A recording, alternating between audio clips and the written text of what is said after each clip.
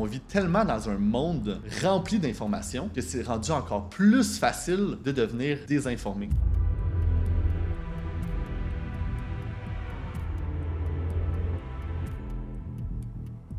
La question que je me suis posée, c'est qui réellement qui gagne dans les marchés financiers? C'est qui gagne le plus? C'est qui gagne depuis le plus longtemps?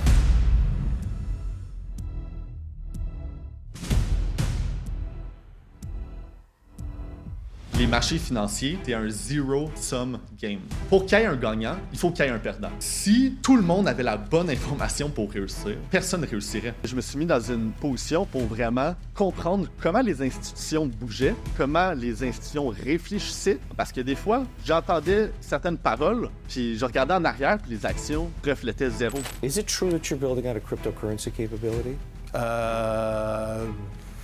No. Let's be clear. Bitcoin is an international asset. Ils viennent jouer avec notre esprit, ils viennent jouer avec notre perception de la réalité. Comment on fait réellement pour générer de l'argent? Je tiens à me présenter. Bonjour tout le monde, je m'appelle Olivier Saint-Pierre. Pour les personnes qui ne me connaissent pas, je suis un propriétaire d'entreprise et je suis un expert analyste en crypto. Donc, je sais que la plupart du temps, ce que le monde me demande le plus, c'est bon, mais comment j'ai fait pour arriver à où que je suis aujourd'hui? Fait on va dig tout de suite là-dessus. Donc, premièrement, moi, j'ai étudié en finance au Cégep puis à l'université. Depuis mon très jeune âge, j'ai un énorme intérêt face à l'économie puis à la finance. Par contre, au HEC en finance, qu'est-ce que je voulais faire? Je voulais faire mon CFA. Pour les personnes qui ne savent pas c'est quoi un CFA, c'est l'examen que tu dois obtenir pour avoir un poste haut placé en finance. Puis, pour faire une petite comparaison, il y a le CPA, que ça, c'est pour devenir comptable agréé au Canada. Puis, le CFA, c'est un examen mondial, un des examens les plus difficiles à passer. Puis, quand j'ai commencé, moi, mon parcours, je voulais faire mon CFA. Je me suis dit, je veux évoluer en finance. Comment je peux me mettre dans une position pour évoluer dans le marché financier, puis éventuellement même gagner ma vie en faisant des investissements. Puis c'est là que j'ai commencé mon parcours à l'école. Je voulais faire mon CFA, puis j'étudiais au HEC. Puis j'écoutais dans la classe, j'écoutais le prof parler. J'étais assidu. Moi, je viens d'une famille qu'on n'a rien manqué, mais j'ai toujours travaillé pour tout ce que je voulais avoir. Puis, effectivement, je payais pour mon école, donc j'étais vraiment assidu, j'écoutais très bien. Puis, quand j'entendais l'information qu'on me donnait, je me rendais compte que, hey, est-ce que l'information qu'on vient de me donner, est-ce que ça a vraiment rapport avec la réalité aujourd'hui des marchés financiers? Puis, tu sais, j'ai jamais vraiment gardé uniquement l'école comme seule source d'information puis d'éducation.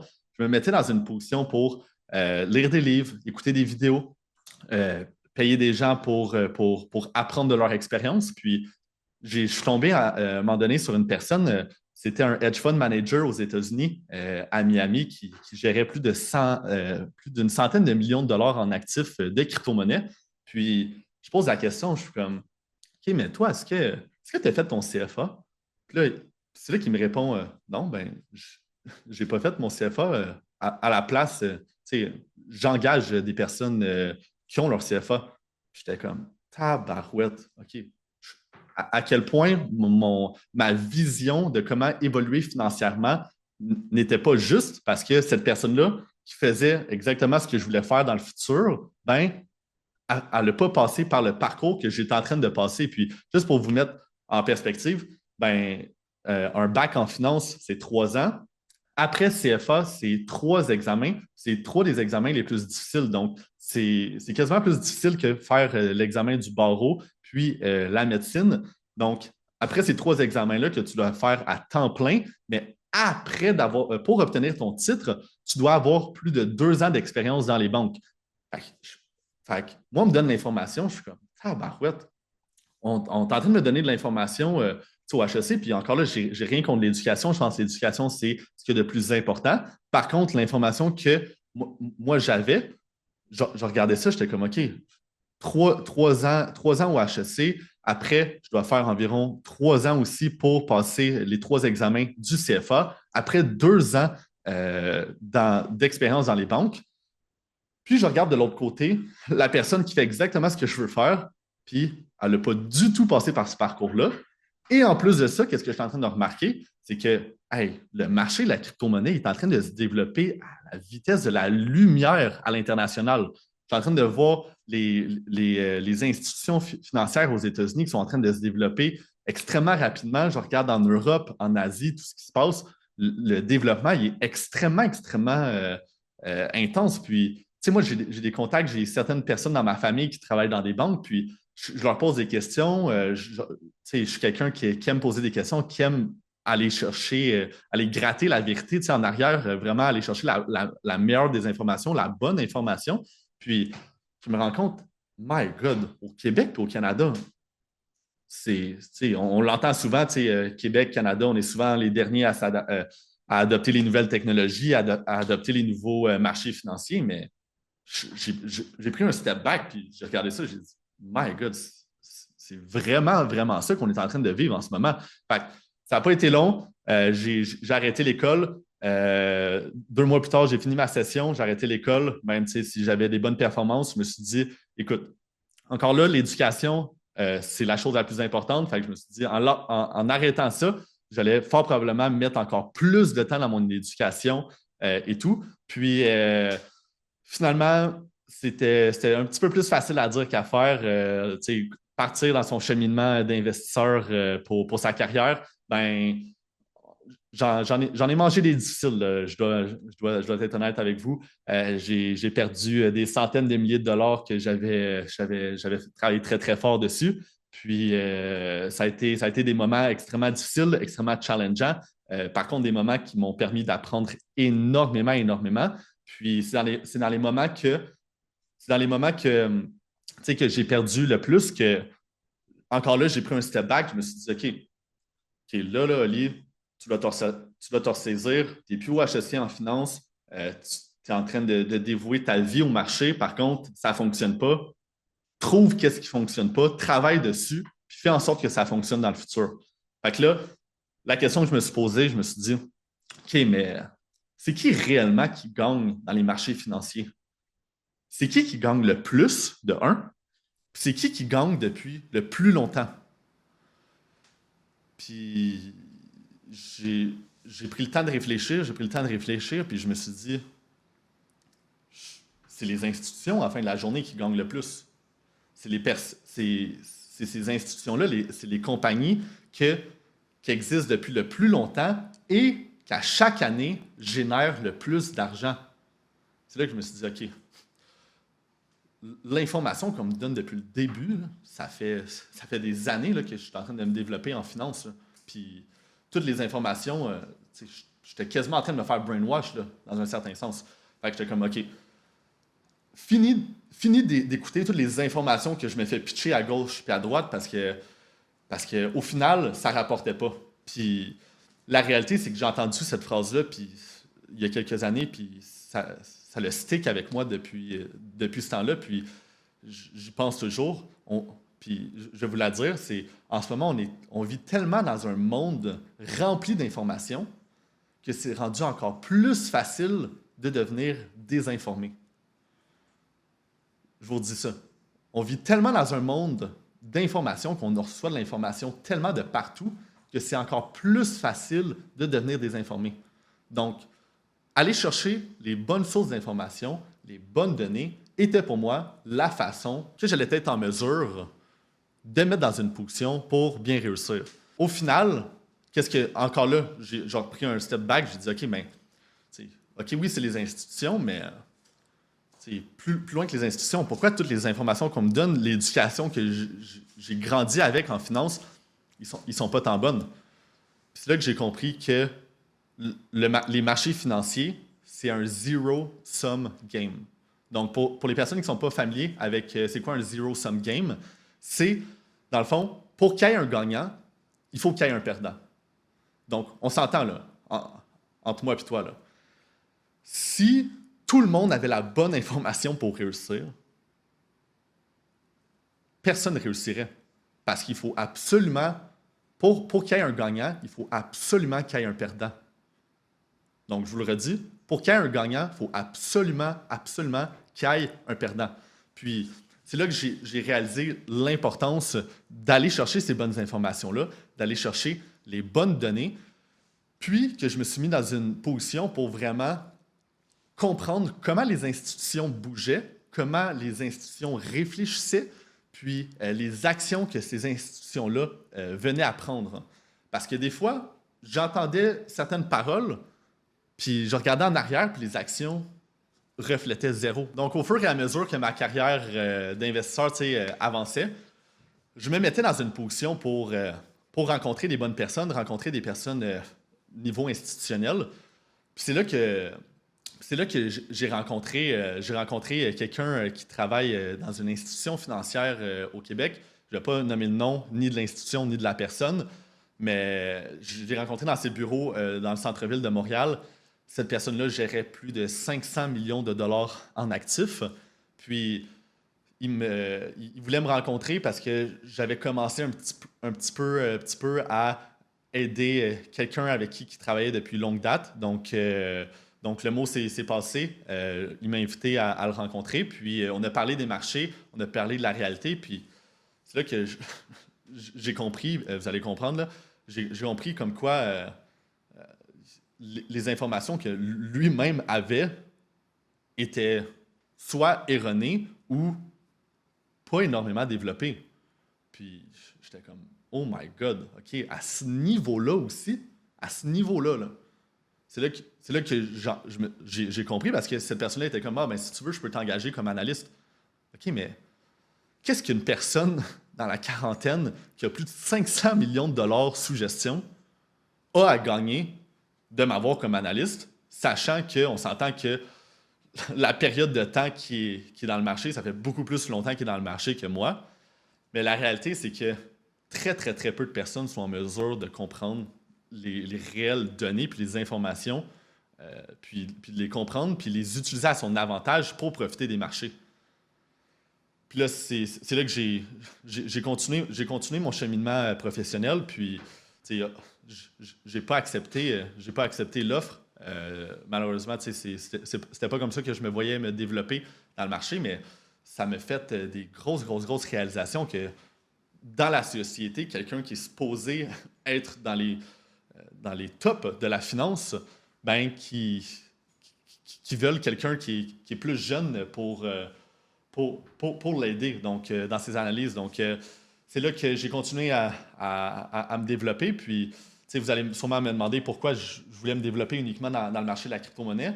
Mais la réalité, c'est que j'ai pesé le pour et le contre de tous les marchés financiers. Je me suis dit, OK, admettons, je mets 100% de mon temps uniquement en immobilier. Admettons, je mets 100% de mon temps juste dans le stock market, donc dans la bourse. Ou, admettons, je mets 100% de mon énergie puis de mon temps dans la crypto-monnaie.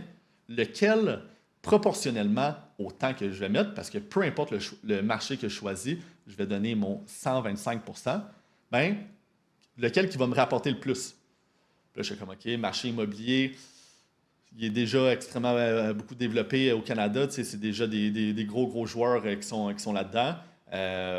C'est plus difficile de commencer là-dedans. Là, je regarde le marché de la bourse.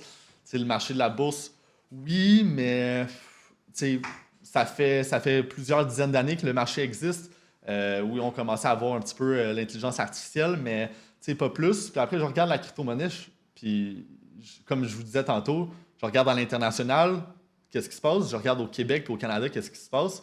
Je suis comme, OK, il faut absolument que ça soit la crypto-monnaie. La réalité, c'est que le marché qui proportionnellement peut offrir le plus de rendement par rapport au temps que tu mets, c'est sans aucun doute la crypto-monnaie. Pourquoi? Parce que c'est un marché qui est plus nouveau.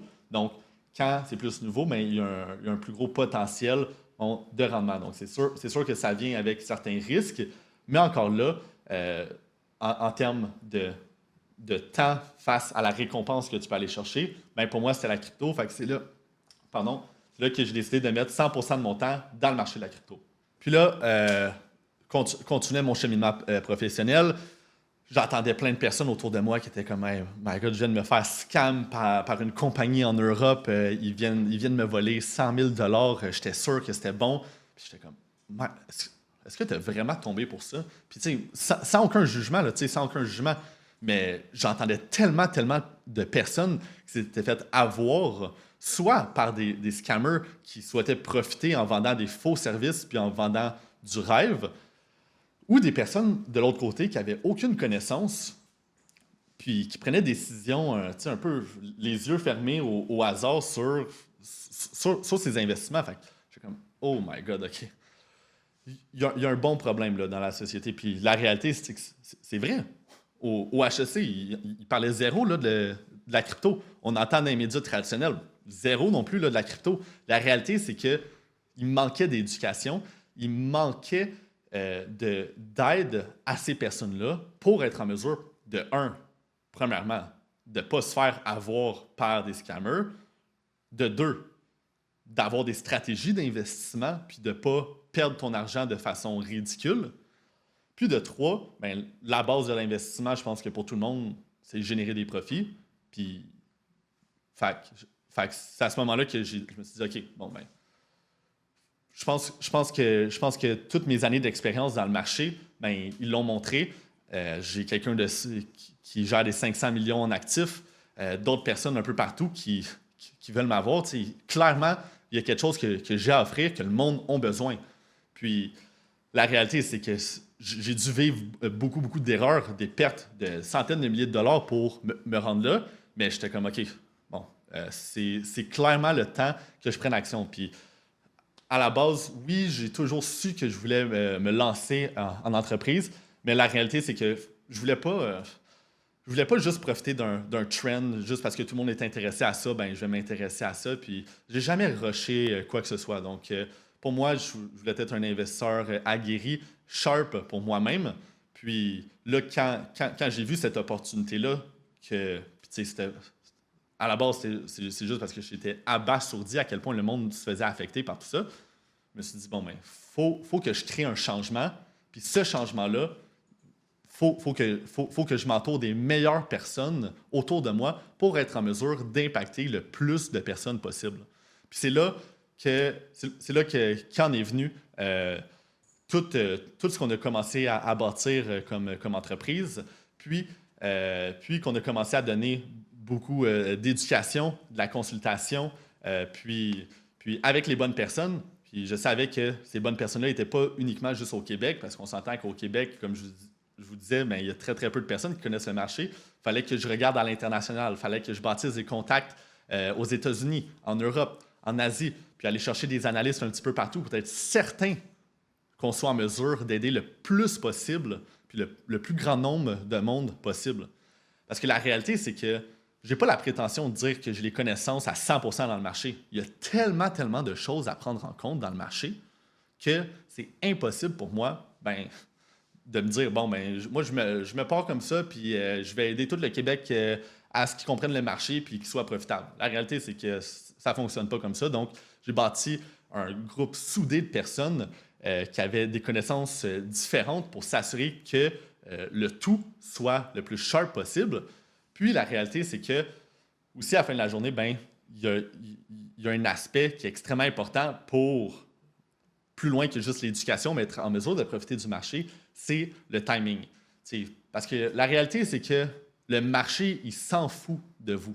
Je sais que ça a l'air dit de même, mais c'est la réalité. Je préfère être sec, puis que vous compreniez plus rapidement que bon, ben, faire des beaux accroires, vous vendre du rêve ou quoi que ce soit. Mais la réalité, c'est que le marché s'en fout de vos émotions. Il s'en fout de « Ah, ben moi, je préfère investir mon argent dans 1 an. Ah, moi, je préfère investir dans 6 mois ou whatever. » Il n'y en a rien à foutre. La réalité, c'est que c'est ça. Donc, le timing devient un des aspects les plus cruciaux quand vient à faire des bons investissements en crypto. Puis la réalité, c'est que c'est exactement ça qu'on va parler aujourd'hui. Je sais que je fais une petite intro un petit peu longue. Je voulais m'assurer que tout le monde comprenne. Mais c'est exactement pour ça que aussi vous avez rejoint. Donc, on va parler aujourd'hui d'un timing qui est la fin de la correction de mi-cycle et comment profiter de la prochaine vague haussière.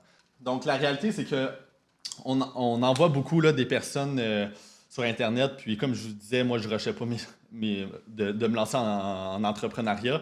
La réalité, c'est que beaucoup de personnes, bon, ils vont essayer le dropshipping, ils vont essayer du Amazon FBA, ils vont essayer un petit peu tout, ce qui est populaire sur Internet. La réalité, c'est que moi, depuis que je suis extrêmement jeune, j'ai toujours su que j'allais évoluer dans le marché financier puis l'économie. Juste donner une petite idée, le livre Père riche, Père pauvre, je l'ai lu, je pense que j'avais 13 ans. Fait que, depuis vraiment jeune âge, j'avais un intérêt par rapport à ça.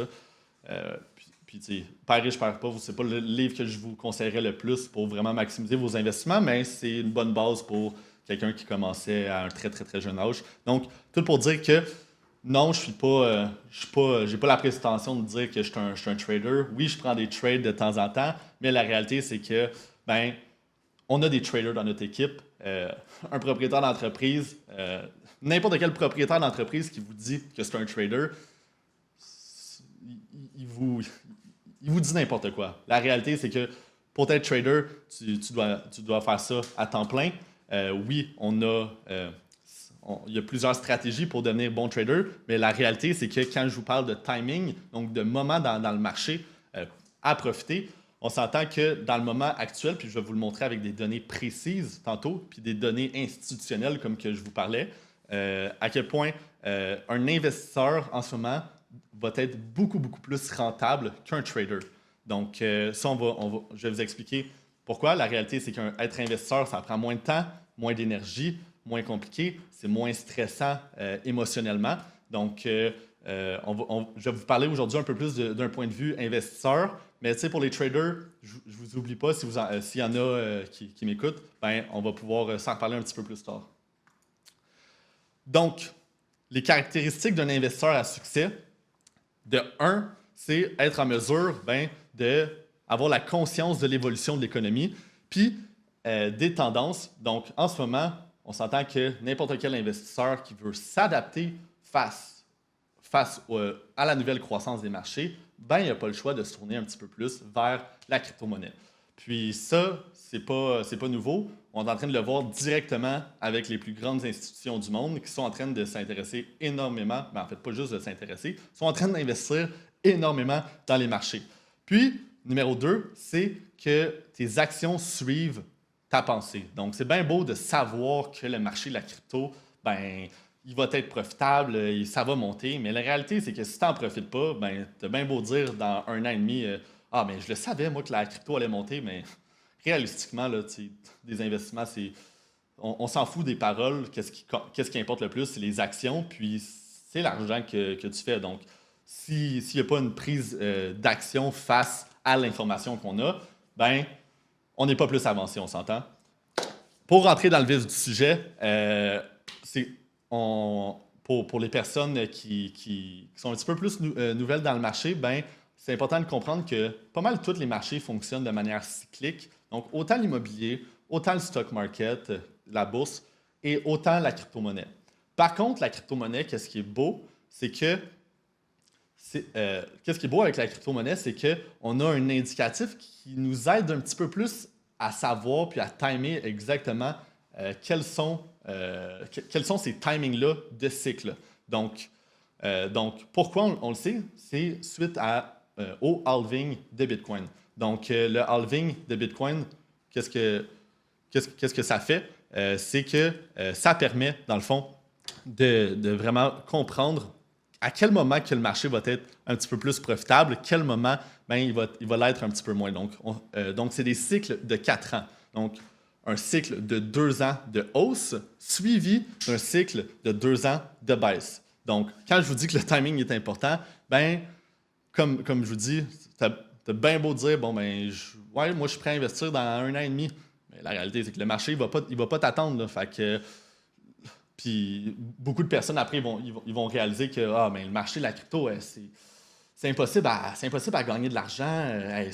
Je comprends maintenant pourquoi tous les médias traditionnels ils disent du négatif sur la crypto.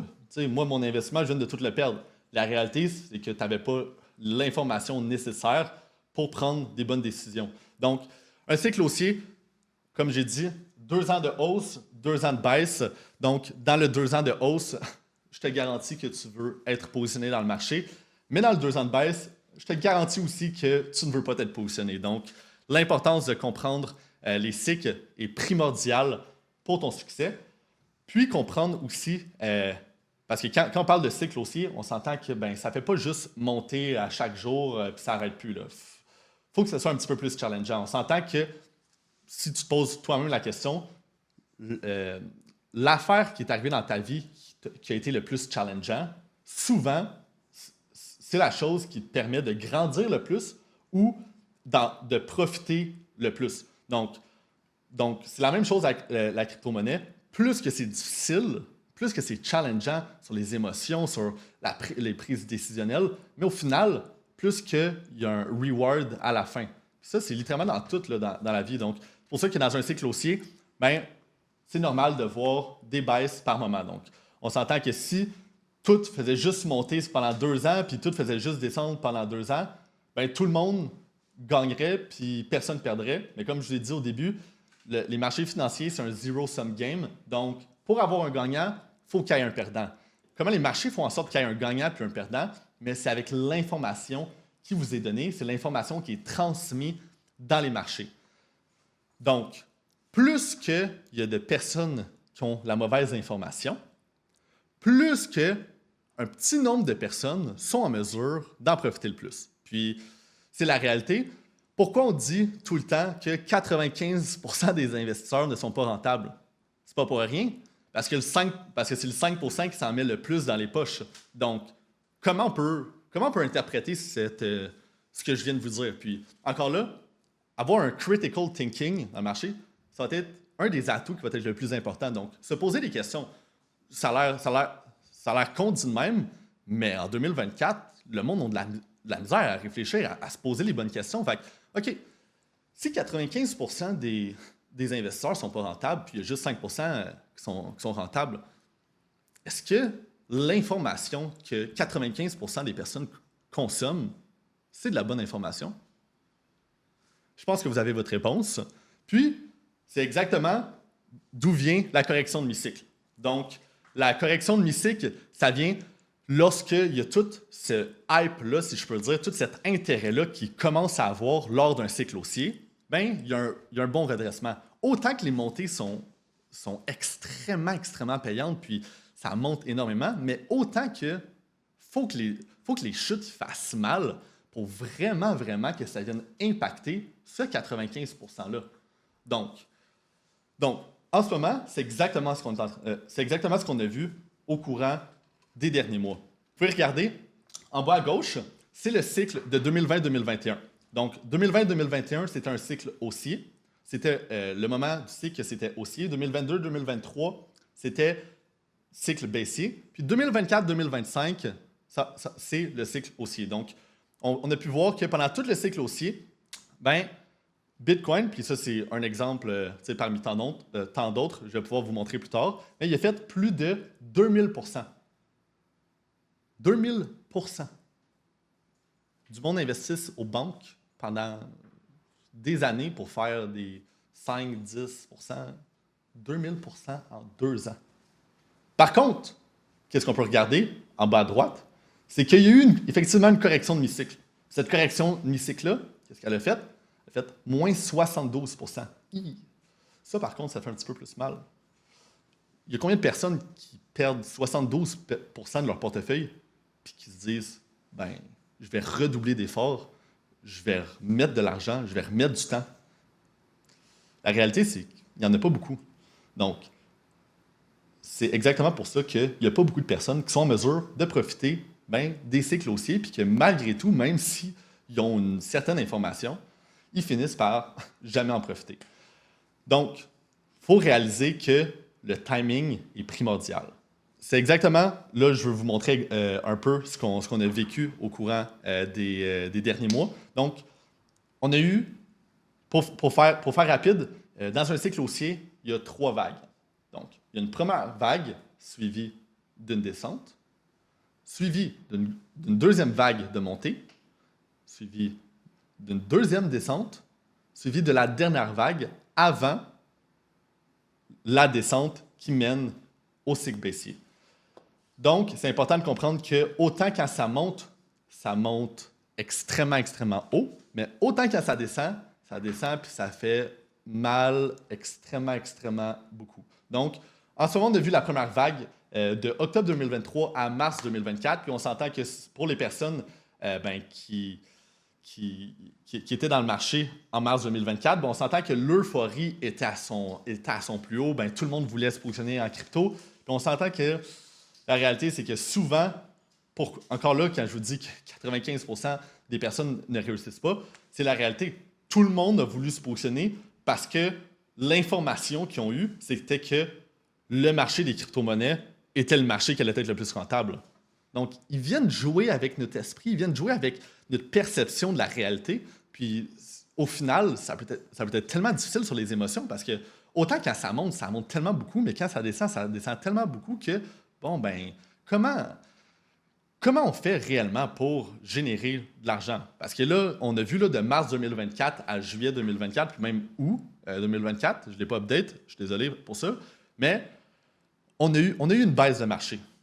Mais réalistiquement, si on regarde sur une longue période de temps, puis avec les données du marché, puis je vous invite à faire la même chose, on s'entend que suite à ces corrections de mi-cycle-là, ça donne souvent les meilleures opportunités de repositionnement. Donc, pour les personnes qui étaient positionnées en octobre 2023 ou avant, puis que vous n'avez pas fait de profit, je suis désolé de vous l'apprendre, mais il y a un sérieux problème. Ça ne fait pas de sens de ne pas avoir fait de profit. Si vous étiez positionné dans le marché avant octobre 2023, la réalité, c'est que tout a monté drastiquement.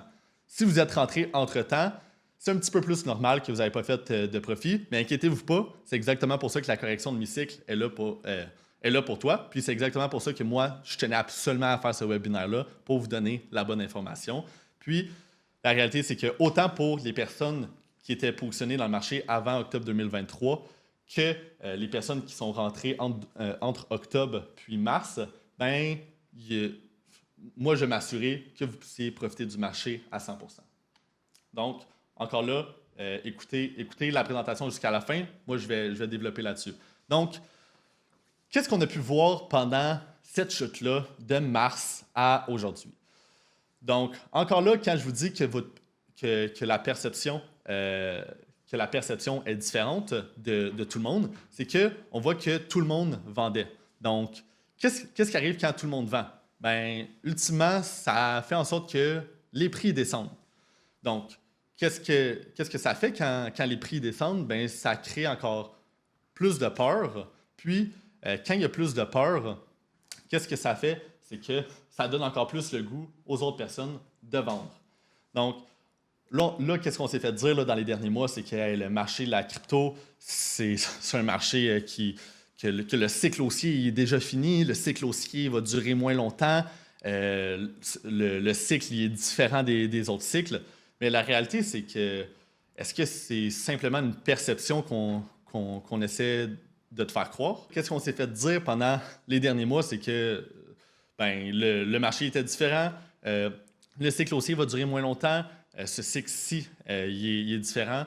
Puis, qu'est-ce que ça a créé? C'est que ça crée beaucoup de peur. Beaucoup de personnes ont vendu parce que le timing n'était pas bon. Mais la réalité, c'est que, comme je vous disais au début, c'est OK, mais comment réagissent les institutions face à tout ce qui se passe? Parce qu'on s'entend que, vous le savez fort probablement, maintenant, les institutions sont positionnées énormément dans le marché. Ils ont commencé à vendre des produits financiers corrélés au marché. Donc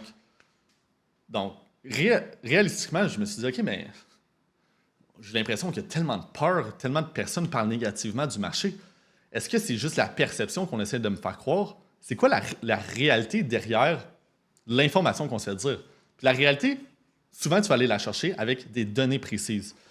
Puis la beauté avec la crypto-monnaie, si vous ne le savez pas, c'est que c'est un marché qui est transparent. Donc, je vous donne un exemple. À la bourse, une entreprise ou une institution décide d'acheter un stock, donc une compagnie, donc décide de faire un investissement. Personne va être en mesure de le voir que cette institution-là a été en mesure de faire cet investissement-là. Pourquoi? Parce que c'est privé, c'est des informations privées. Par contre, de temps en temps, ils doivent disclose certaines transactions qu'ils font. Donc, c'est pour ça qu'on a accès à certaines informations. Mais souvent, avoir accès à ces informations-là, ben, il est souvent trop tard. Je vous donne l'exemple direct. On a su cette semaine que Warren Buffett, un des plus gros investisseurs au monde, avait vendu ses shares de Apple. Mais dès qu'on a eu l'information, Apple avait déjà chuté de plusieurs pourcents. La réalité, c'est que l'information ne vient pas trop nous aider dans une situation comme ça. Donc, mais par contre, la beauté avec le marché de la crypto-monnaie, c'est que chaque information, chaque donnée, on peut la qualifier de on-chain. Donc, c'est quoi une donnée on-chain puis une analyse on-chain? C'est des données qui sont directement prises du blockchain. Donc, prendre une donnée directement du blockchain, qu'est-ce que ça fait? C'est qu'un blockchain, on va pas rentrer dans les détails, mais c'est une source ouverte. Donc, n'importe qui peut accéder à cette information-là. Puis, c'est une information puis une donnée qui est impossible à ce que ça soit falsifiable. Donc, l'information qu'on voit devant nous, on peut se dire, bon, mais c'est la bonne information. Tandis qu'on s'entend que quand on se fait donner beaucoup d'informations de la gauche à droite, c'est un petit peu plus difficile là-dessus. Donc, c'est ça qui est la beauté du on-chain data, donc des données on-chain, puis du marché de la crypto-monnaie. En ce moment, qu'est-ce qu'on peut voir? C'est à gauche, on a toutes les wallets connectées à BlackRock. Donc, BlackRock, c'est qui? C'est la plus grande institution financière au monde. BlackRock a plus de 10 trillions d'actifs sous gestion, a parti des ETF de Ethereum puis de Bitcoin face au marché. Puis aussi, BlackRock détient pas loin de 90% des médias traditionnels. Donc, on s'entend que BlackRock, il y a un énorme poids dans le monde. Puis, encore là, toute l'information que je vous dis, je vous invite à me challenger puis à aller faire vos recherches sur Internet. Je vous garantis que absolument tout ce que je vous dis en ce moment est véridique. Puis, je me base sur des données réelles et pas juste ma pensée puis mes émotions. Mais on peut voir que BlackRock, en plus de ne pas avoir vendu de crypto-monnaie au cours des derniers mois, il en a acheté des nouvelles. On peut voir en haut à droite, MicroStrategy. MicroStrategy, qui est l'une des plus grandes entreprises technologiques aux États-Unis, a, eux aussi, pas vendu une seule crypto. Puis encore, eux aussi, en ont racheté. MicroStrategy, qui est une des entreprises technologiques les plus grosses aux États-Unis, qui détient aussi le plus d'actifs des crypto-monnaies. On peut voir en bas à gauche Grayscale. Grayscale, qui est une institution financière, l'une des plus grandes au monde. Puis, encore là, qu'est-ce qu'on peut voir encore là de l'image que je vous montre en bas à gauche? Grayscale, eux aussi, par hasard, n'ont pas vendu de crypto-monnaie, puis en ont racheté. En bas à droite, on peut voir Fidelity. Fidelity, je vous rappelle, encore une institution financière les plus grosses au monde. Fidelity, juste pour vous donner une idée, fait affaire avec des Manuvie ici, fait affaire avec des Industrielles Alliance, fait affaire avec toutes les banques, puis banques d'investissement qu'on connaît au Canada et tout. Fait ils sont ceux qui ont le plus de contrôle à l'échelle mondiale. Puis, qu'est-ce qu'on peut voir? Pas une crypto de vendue et ils en ont racheté. Donc, elle provient de où la baisse des derniers mois? Elle provient de où la peur des derniers mois? La réalité, c'est que tout ça vient d'investisseurs qui ne sont pas informés. Pourquoi les institutions gagnent le plus d'argent puis sur une plus longue période de temps? Mais on le voit directement ici en ce moment. On peut le voir. C'est des faits, c'est des données, ça ne ment pas. Le marché a chuté, puis ces institutions-là, en plus de ne pas avoir vendu, ils en ont racheté. Fait que c'est qui a vendu à la fin de la journée? C'est qui a peur? Pas les institutions, en tout cas. Pas ceux qui gagnent le plus depuis autant d'années. Donc, réfléchissez à ça. On va continuer à avancer. Puis, si on regarde ici, j'avais envie de vous montrer, là c'est un petit peu flou l'image, c'est pas grave, on va faire avec. On peut voir ici le VIX qui est dans le fond, qu'on peut voir qu'à chaque fois que le VIX il monte, c'est souvent là qu'on a les pires crises dans le marché. Donc, c'est l'indice de volatilité. Donc, qu'est-ce que ça l'indique, cet indice de volatilité-là? Ça l'indique des moments de peur dans le marché. Puis, on a pu voir qu'en ce moment, cet indice de volatilité-là a atteint un haut énorme cette semaine, donc lundi, quasiment aussi haut que le COVID, lorsqu'il y avait l'une des plus grandes peurs à l'échelle internationale, et la crise économique de 2008. On regarde la crise de 2008, la crise de 2020, puis on se dit, OK, en 2008, là, je sais que c'est pas tout le monde qui a la même âge, puis personnellement, moi, je n'étais pas dans le marché financier en soi, mais j'ai énormément étudié là-dessus. C'est qui qui a perdu le plus en 2008? C'est qui a écopé le plus de cette crise-là? La crise des subprimes. La réalité, c'est que la plupart des personnes de la société ont perdu leur emploi, ont perdu leur stabilité, leur salaire, et ont perdu leur maison.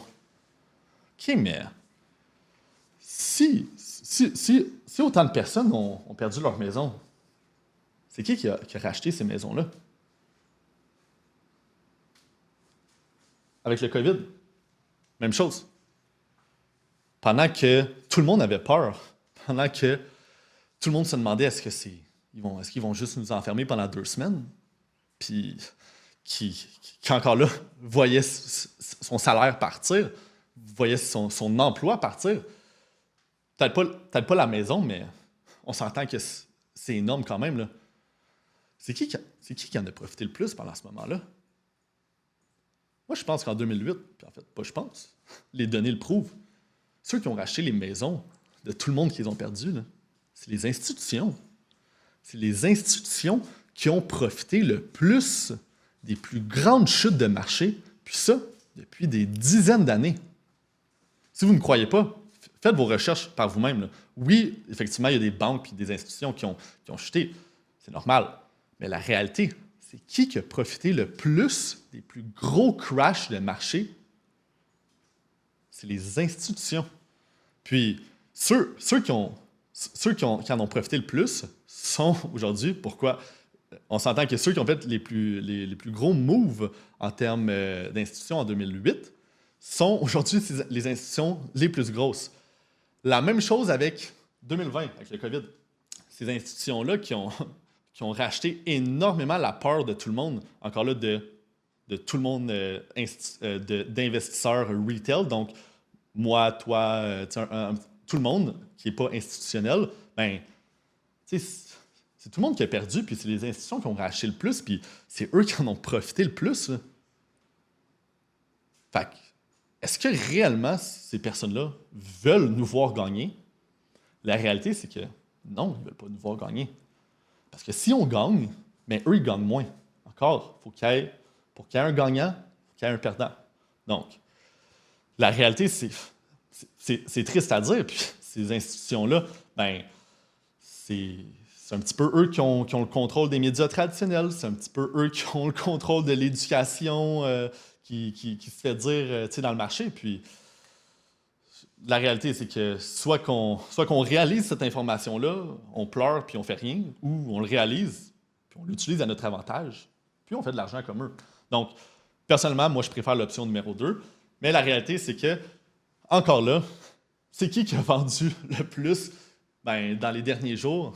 C'est le monde qui a le moins de connaissances, c'est le monde investisseur retail, puis c'est qui a acheté le plus? C'est encore là les institutions. Donc, d'où là que je pousse sur les informations institutionnelles. Si on ne comprend pas ça, ben, on ne peut pas se mettre dans une position pour réellement profiter des marchés. Donc, là, on va parler un petit peu plus de les chutes, puis les montées de marché. Ici, on peut voir que pour chaque bull run, on peut voir bull market, donc cycle haussier, on peut voir les retracements ont duré combien de temps. Donc, ici, on a eu des retracements de 39 semaines, des retracements de 30 semaines, de 26 semaines.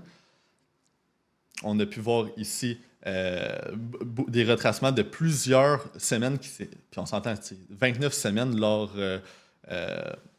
de 2022. Donc, c'est long. On s'entend que c'est long, mais la réalité, c'est que si on fie aux investissements bancaires traditionnels des 5% par année ou l'immobilier ou du stock market, ben, en termes de proportion, oui, ça peut sembler être long parce qu'on s'est toujours fait dire ah ben la crypto, ça va te rendre don riche, don rapidement.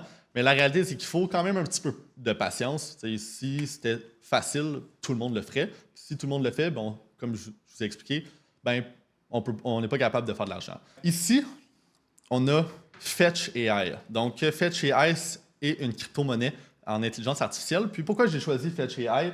Parce que c'est une crypto-monnaie qui est relativement bonne aujourd'hui, mais qui existait lors du dernier cycle aussi. Donc, prenons le temps de regarder ça ensemble. On va retourner un petit peu plus dans le temps. Ça serait... ici, je vais juste fermer un petit peu les trucs. Boum. OK. Donc, retournons dans le temps. En 2020, lors du dernier cycle aussi. Donc ici, qu'est-ce qu'on a? On a la première vague du cycle, comme que je vous disais. Il y a 3 vagues au cycle. Donc, on a eu la première vague. Donc, la réalité, c'est que ça allait de... Ici, lors du COVID, qu'est-ce qu'on a pu voir? C'est une chute de Fetch AI d'environ... Ici, d'environ 81%. Donc, on peut voir ici, Fetch AI a perdu 81% en 6 jours. Puis après, de mars 2020 jusqu'à juillet 2020, donc exactement dans le même timing qu'on s'est dit, il a été dans le même range. Donc, il n'a pas énormément bougé.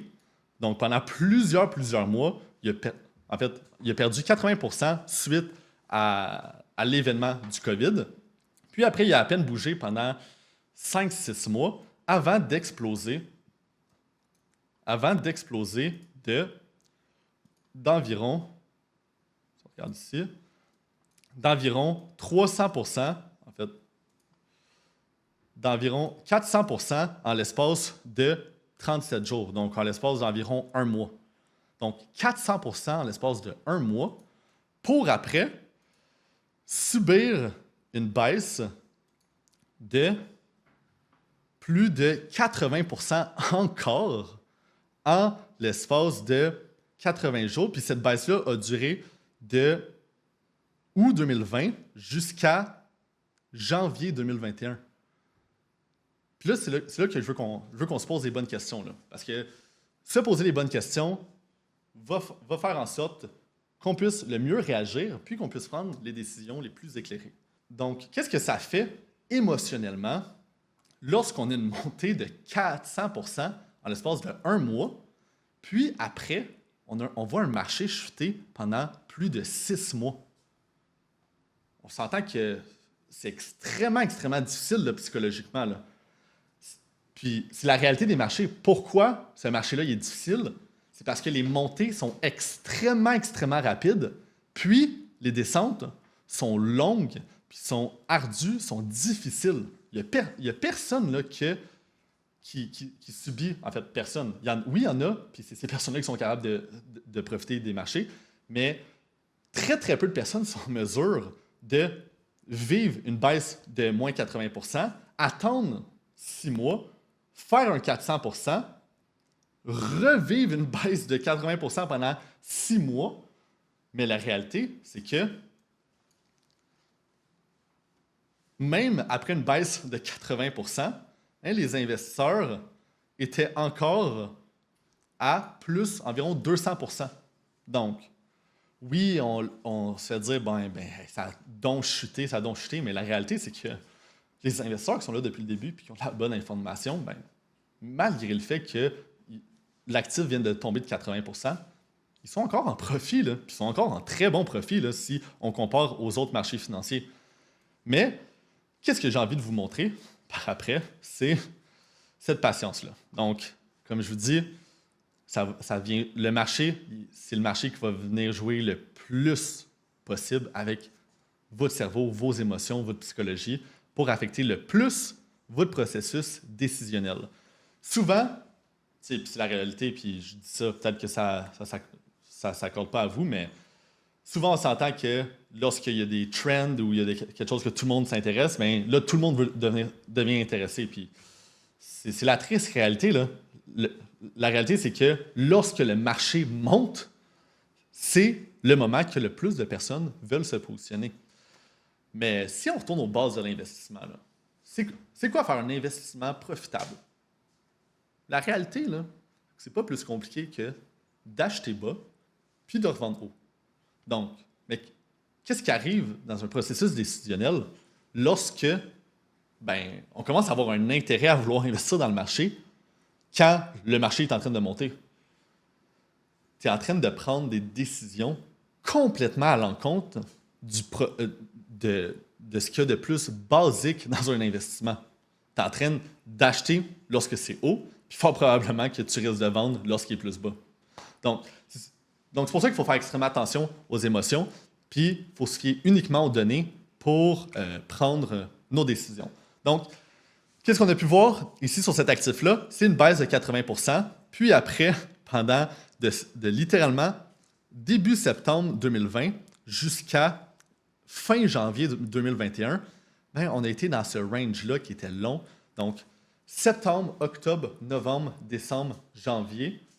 Puis, donc pendant 5 mois, les investisseurs qui étaient dans Fetch AI, ils ont vu leur actif perdre 80%. Puis, après leur actif, à peine bouger pendant 5 mois. 5 mois. Je trouve c'est long, c'est difficile sur le moral, mais la réalité, c'est que qu'est-ce qu'on a vu par après? C'est une montée de pas loin de 700% en l'espace de quelques semaines. Donc, quand je vous dis que les chutes sont longues et pénibles, mais les montées sont très payantes et rapides, mais c'est ça. C'est que si tout le monde avait si c'était le contraire, donc que le marché montait lentement et que les descentes étaient rapides, qu'est-ce que ça ferait? C'est qu'on verrait le marché monter, on serait comme je vais prendre des positions, là, le marché commence à monter. Puis là, tu fais des bons rendements, puis le marché, il chute rapide. Fait que dès que le marché chute, tu vends. Comme ça, tu es profitable. Mais la réalité, c'est que si c'était comme ça serait bien trop facile. Puis quand c'est trop facile, c'est pas payant. Fait que la réalité, c'est que quand ça monte extrêmement rapide, ça fait en sorte que le monde qui sont beaucoup plus émotionnels, ils vont prendre des décisions émotionnelles. Des décisions émotionnelles viennent à prendre des décisions non réfléchies, puis qui sont souvent pas payantes, puis au contraire, tu perds de l'argent. Donc, puis quand le marché il descend pendant longtemps, qu'est-ce que ça fait pour le monde? On s'entend qu'on vit dans une société que tout le monde veut rapidement, puis tout de suite. Moi, je veux commencer à investir, puis je veux faire $1 million dans la prochaine semaine. La réalité, c'est que est-ce que tu connais quelqu'un qui a déjà fait ça? Ça n'arrive pas, puis même si ça arrive pour quelqu'un, ça finit souvent que la personne finit par tout perdre, genre quelques mois ou quelques années plus tard. Donc, qu'est-ce que ça fait? C'est que ça crée un désintérêt des investisseurs à rester dans le marché. Donc, plus que la chute est longue, plus que le monde devienne désintéressé, ils se disent « Ah, mais la crypto, c'est pas fait pour moi.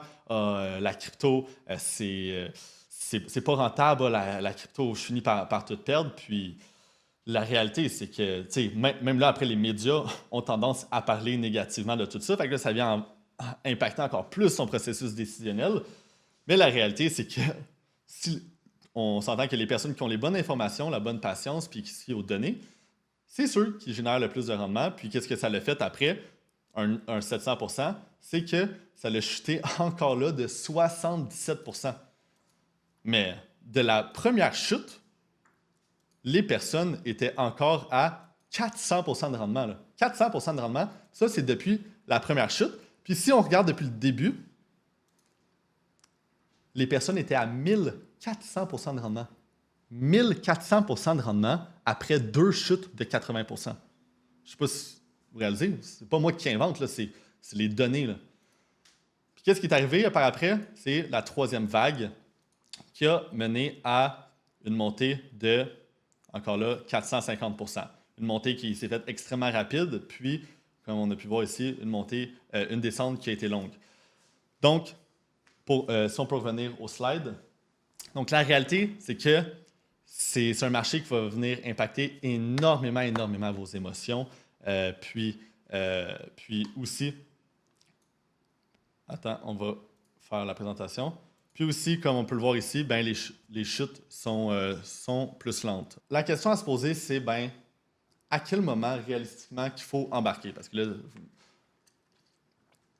ça le splash un peu partout. Mais la réalité, c'est que, comme je vous dis depuis le début, il y a un timing. Le marché ne va pas attendre que tu sois prêt. Le marché ne va pas attendre que émotionnellement, tu veuilles prendre la décision d'investir.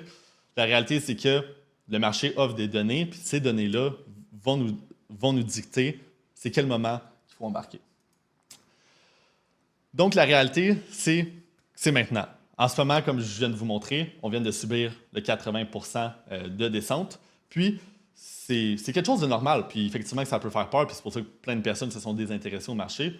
Mais la réalité, c'est que je vous l'ai montré avec des données précises que les personnes qui se sont positionnées à ce moment-là, c'est les personnes qui, historiquement, selon les données, puis pas selon ce que je veux vous faire à croire ou faire rentrer dans votre tête, la réalité, tout ce que je dis, je le montre en données. Fait il n'y a pas de oui-dire ou de non, c'est pas vrai.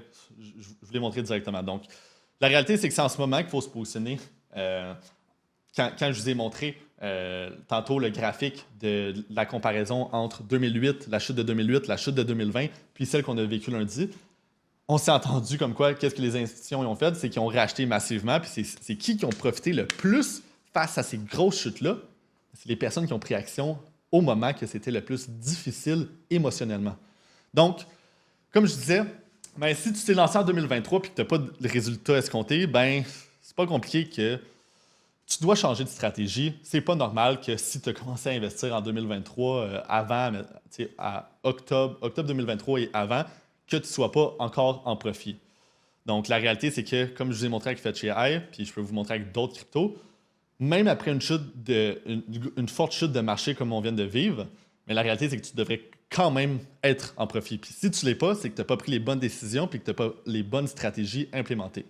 Par contre, si tu as commencé à investir seulement en 2024, c'est normal à la fin de la journée que tu n'as pas encore de rendement. Par contre, le marché évolue extrêmement rapidement, puis la réalité, c'est qu'il n'est pas trop tard encore pour que tu puisses générer des bons rendements.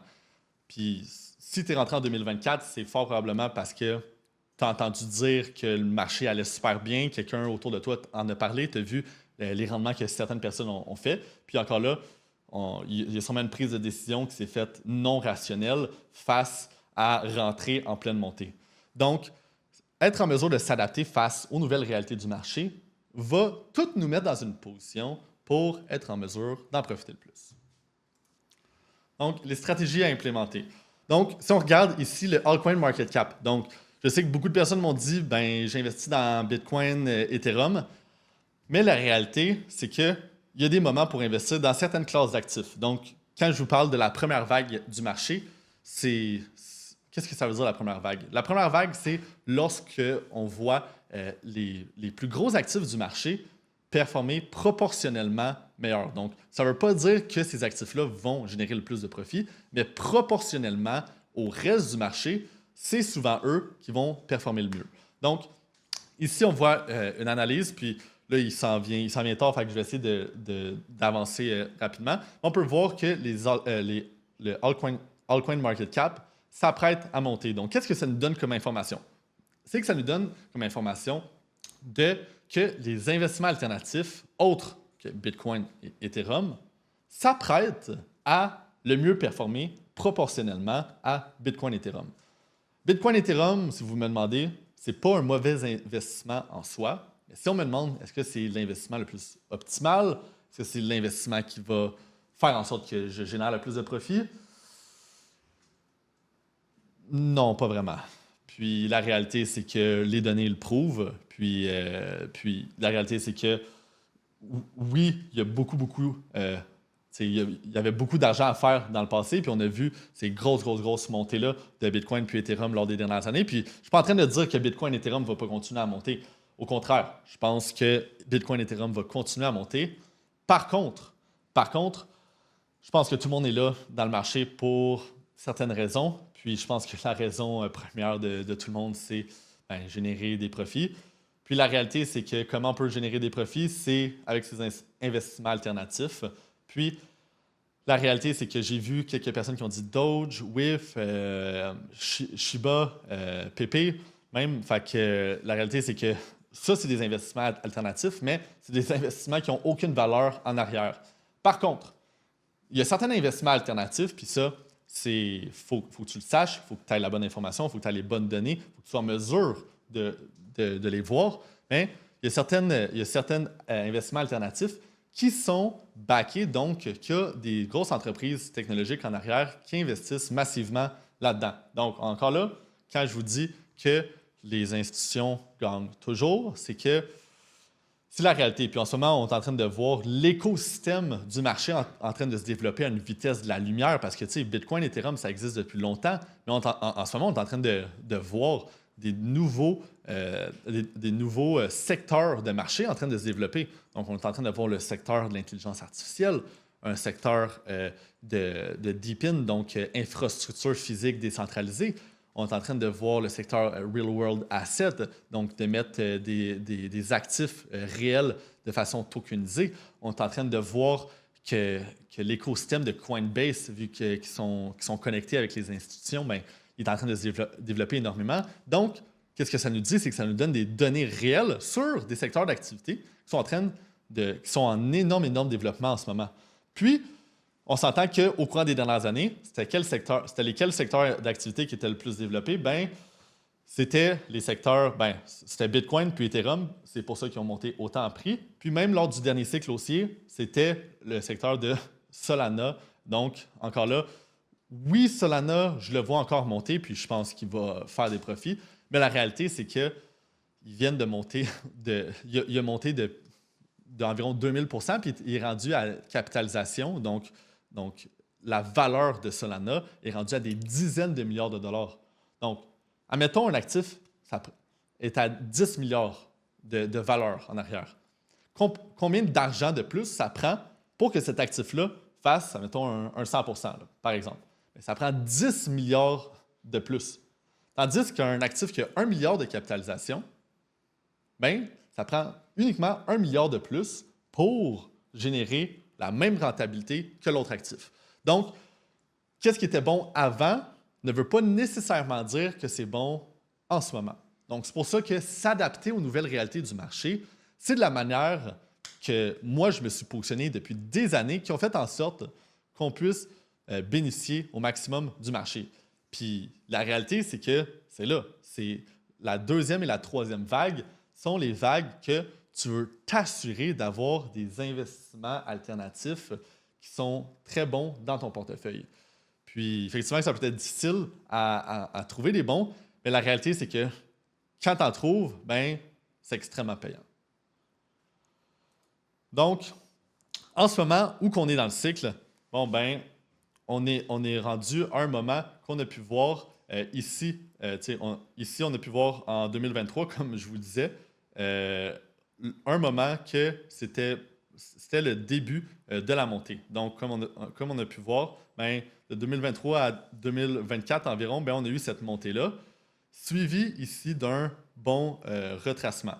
Donc, qu'est-ce qui arrive après un retracement? C'est que toutes les personnes qui sont pas sérieux dans leur investissement, puis qui prennent pas leur investissement au sérieux, ben ils sortent, ils prennent pas les bonnes décisions, puis ça vient faire un rebalancement du marché, puis suivi d'une montée énorme. Là, on peut voir ici la petite baisse qui risque d'être entre la vague numéro 2 et la vague numéro 3, mais ça reste qu'en ce moment, c'est un excellent moment de positionner de façon cyclique, puis prouver avec des données. Donc, aussi, on va passer rapidement sur ces informations-là, mais le Global Liquidity Index, pourquoi c'est important à comprendre? Donc, ça, c'est très, très peu de personnes vont vous en parler, mais la réalité, c'est que la crypto, contrairement au reste des autres marchés, c'est un marché à l'international. Donc, si on regarde le marché immobilier au Canada, bien, on s'entend que qu'est-ce que ça va chercher? C'est que ça va chercher la liquidité, l'argent canadien qui est en immobilier au Canada.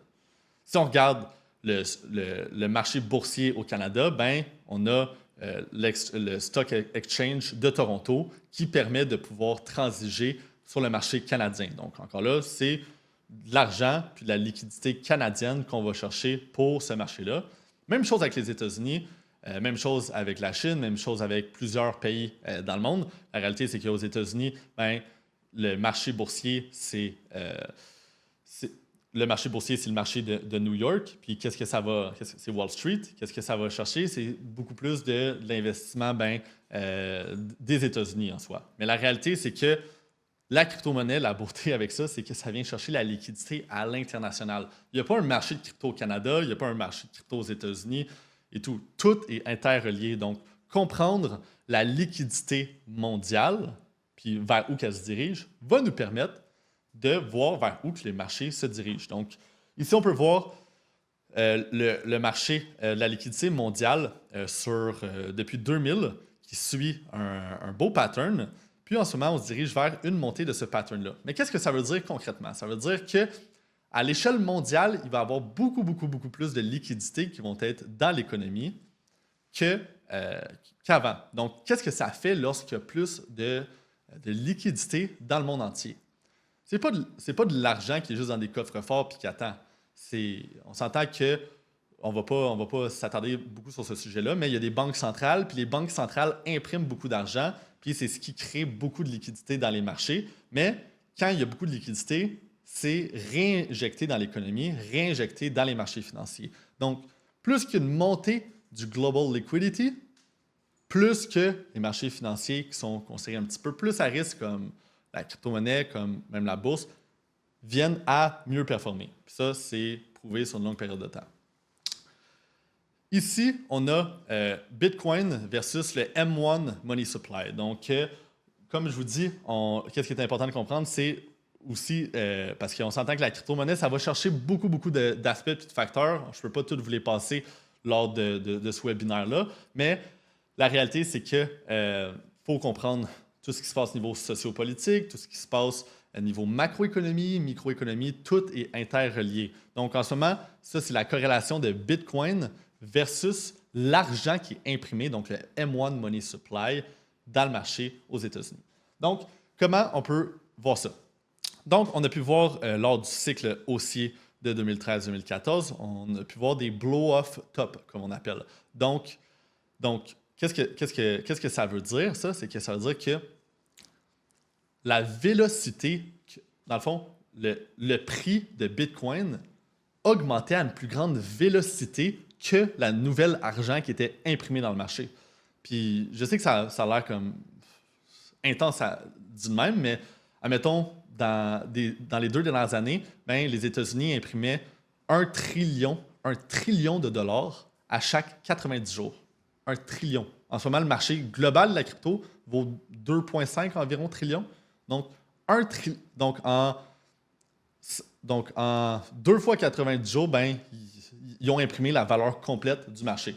Donc, où je voulais en venir avec ça, c'est que lorsque le prix de Bitcoin augmente à une plus grande vélocité que l'argent qui est imprimé puis réinjecté dans les marchés, ça crée des blow-off top. Donc, une montée énorme. Donc, parce que c'est une montée qui est créée par l'intérêt des investisseurs face à l'actif et non la nouvelle argent qui est mis dans le marché qui, veut pas, comme je vous dis, fait en sorte que l'actif monte en soi. Parce que comme je vous ai dit, quand il y a plus de liquidité dans les marchés, ben, ça fait en sorte que les marchés ils montent. Donc là, qu'est-ce qu'on a pu voir en 2013, 2014 et en 2017, lors du cycle haussier de 2017, c'est que l'intérêt des investisseurs était plus grand que la nouvelle argent qui était réinjecté dans les marchés. Donc, je vous le redis, c'est super important à comprendre. Donc, le prix du Bitcoin augmentait à une plus grande vélocité que la nouvelle argent qui était réinjecté dans les marchés. Par contre, qu'est-ce qu'on a pu voir en 2020 et 2021? C'est qu'on n'a pas eu de blow-off top. Qu'est-ce qui est arrivé? C'est que, on ne va pas se le cacher, en 2020, qu'est-ce qui est arrivé? C'est qu'il y a eu le COVID. comment les banques centrales puis les gouvernements y ont réagi. Ils ont imprimé énormément d'argent. Ils ont imprimé littéralement de 2020 à 2022, ils ont imprimé de 2020 à 2022, 25% de tout l'argent américain qui avait été imprimé au courant du dernier 25 ans. 25% en 2 ans versus les 25 autres années. Fait qu'est-ce que ça a créé? C'est que oui, on a vu un cycle haussier, mais le cycle haussier était moins grand proportionnellement aux autres cycles haussiers. Pourquoi? Parce que proportionnellement, l'argent qui était réinjecté dans les marchés était à une plus grande vélocité que l'intérêt des investisseurs à investir dans l'actif en soi. Donc, il y avait plus d'argent qui était réinjecté dans les marchés que les investisseurs face à cet actif-là. Ça ne veut pas dire qu'il n'y a pas eu de cycle haussier. On a tous vécu un cycle haussier, mais la réalité, c'est que ça n'a pas été créé par les investisseurs en soi et ça a plus été créé par l'argent qui a été injecté puis l'argent qui a été imprimé. Mais qu'est-ce que ça fait?